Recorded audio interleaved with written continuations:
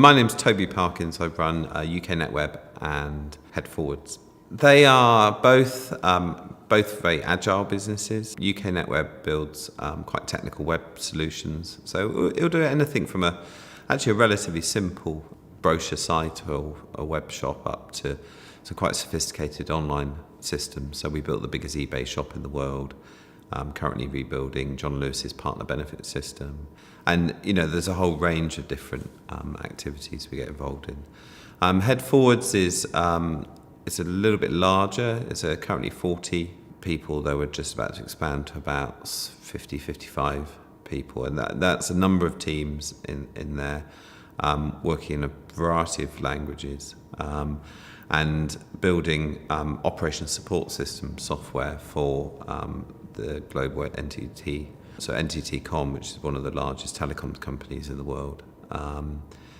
We basically build lots of the systems that control all of their sort of data centers and servers, and so global cloud vision.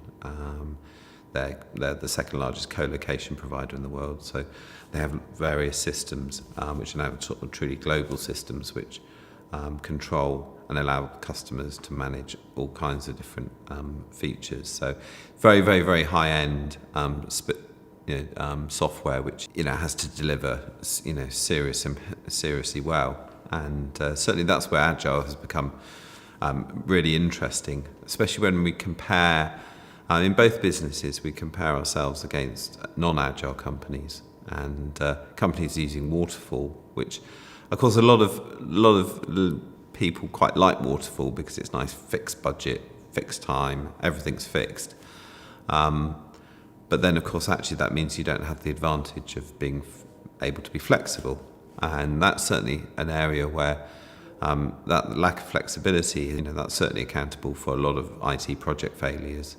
When the government changes the law or there's new products on the marketplace, or requirements need to be able to change in projects in order to deliver better solutions. So a very simple example is where the client needed to have two-factor authentication, and from start to finish, literally the new feature requirement came in, and within 2 weeks it was on live production servers, which is a very, very fast turnaround for some quite complex systems. We find with an agile approach, if you can save costs as you go through a project, then actually you can quite often put that budget into something more useful.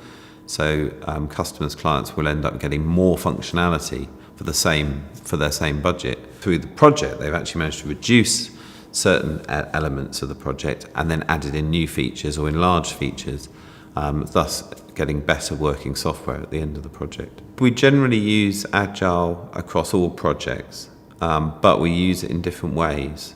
So Headforwards will sometimes do Kanban projects, sometimes use Scrum. And I think one of the key things about Agile is that it's important to really try and get as greater understanding as many different features and parts of Agile, so that you can pick and mix.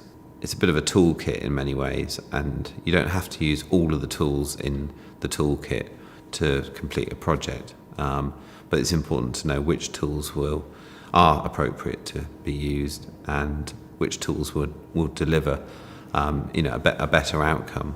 Agile just allows a far more transparent approach, and therefore we found clients are generally happier with it. Not until they've experienced pain, though.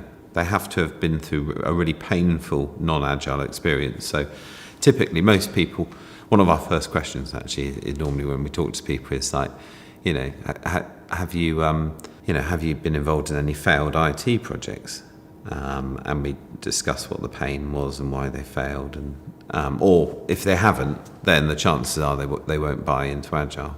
People need to have had a really, really horrific, painful experience to be able to appreciate how Agile can help avoid that. There's an ideal of having a self-organising team, which can work to a greater or lesser extent with most in most situations, there needs to be a certain amount of leadership, but it's far better to allow a team to make the right decisions and understand why they've made that decision collectively, and to therefore believe in the decision that they've made together.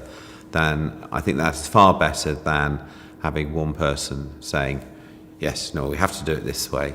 And certainly I've seen, numerous situations where a single person saying, this is exactly how we're going to do it, has actually gone wrong for projects, because just one individual in the team is trying to, if they get it wrong, then the chance that it all goes very wrong. If you can facilitate a true team discussion and team approach, then you will end up getting far better results.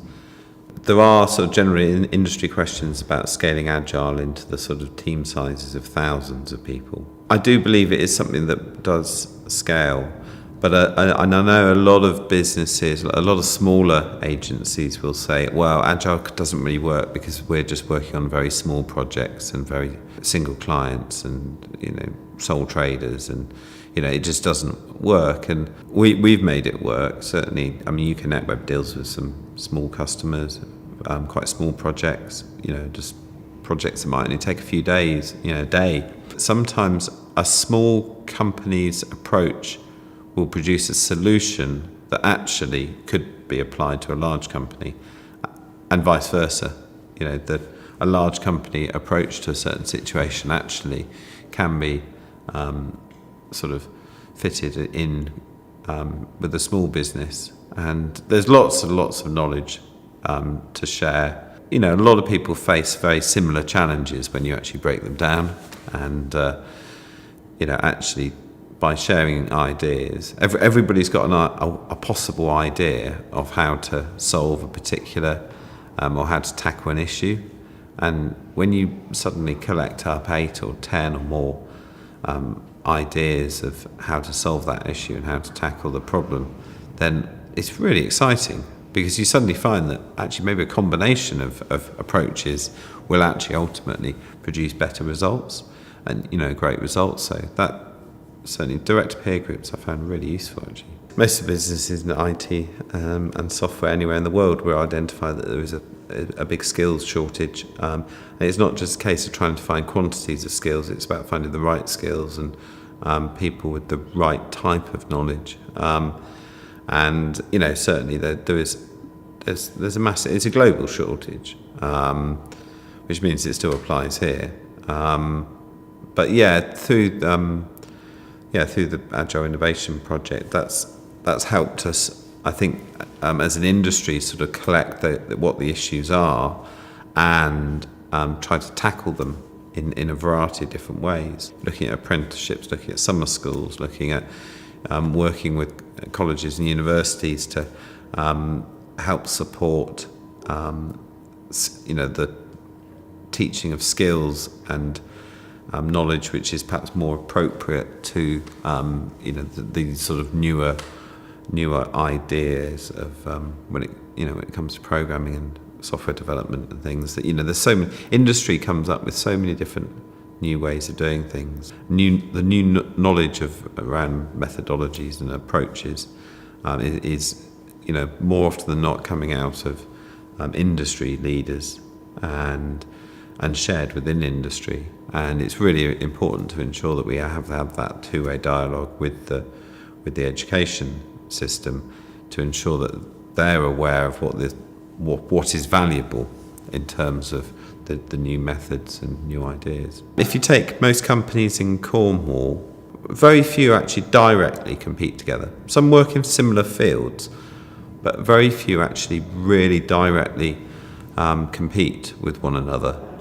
And therefore there isn't the absolute direct competition, so therefore people are a little bit more open to sharing ideas and things. One thing we do all have as a problem is recruitment, trying to find recruiting enough skilled people. And that's obviously where actually we can come together and collectively, if we can all, if we can produce a few hundred more graduates each year, then actually everyone would get benefit from that.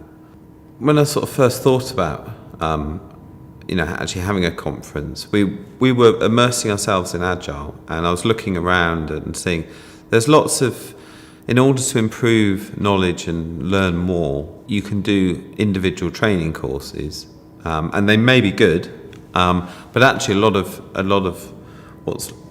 learning actually occurs just from sharing information as well. It attracts a lot of people now from various parts of the world, and so being able to interact and share thoughts and ideas with people from many parts of the world is a really useful part of one's kind of natural professional development, really. The challenges are becoming ever more difficult, and particularly if you look at building sort of websites and things, the bar is continually being raised.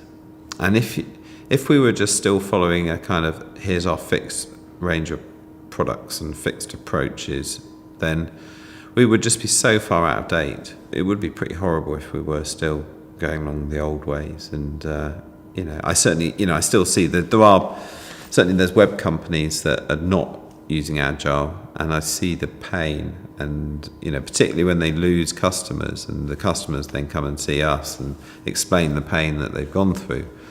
I just think, wow, I'm so glad that we're not going through that kind of stress, basically. It's really stressful not using Agile.